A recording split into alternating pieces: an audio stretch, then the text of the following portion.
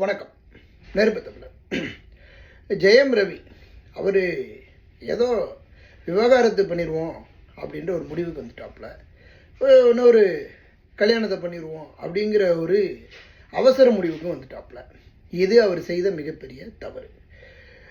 ஒன்று, இந்த மனைவிக்கு ஒரு முடிவை கட்டிவிட்டு அதுக்கு போயிருக்கணும். அதுக்கு போகாமல் இப்போ கடைசியில் நடுக்கடலில் தத்தளிச்சுக்கிட்டு தவிக்கிறார். ஜெயம் ரவியினுடைய மனைவி ஆர்த்தி 40 லட்சம் ரூபா அவருக்கு மாதம் ஜீவனாம்சம் கேட்டிருக்கிறாங்க. என்னப்பா பிரச்சனை அப்படின்னு அதை ஒரு அலசி ஆய்வு செஞ்சு பார்த்தா கடைசியில் ஜெயம் ரவியினுடைய அம்மா, ஜெயம் ரவியுடைய மாமியார் 2 பேரும் படுத்துகிற கொடுமை கொஞ்சம் நஞ்சம் இல்லை. இப்போ பொம்பளை பிள்ளைங்களை கல்யாணம் பண்ணி கொடுத்துட்டு பொம்பளை பிள்ளைங்களை தான் ஆம்பளை வீட்டில் கொடுமைப்படுத்துவான்னு பார்த்தா ஒரு ஆம்பளையே பொம்பளை வீட்டில் வச்சு கொடுமைப்படுத்திருக்கிறானுங்க. இந்த படத்தில் தான் நீ நடிக்கணும், நீ இப்படி தான் இருக்கணும், கொடுமைப்படுத்துனால தான் ஜெயம் ரவி ஆளை விட்டால் போதும், துண்டை காணும் துணியை காணும் அப்படின்னு தப்பிச்சிருக்கிறாரு அப்படிங்கிறது தான் நிதர்சனமான ஒரு உண்மை.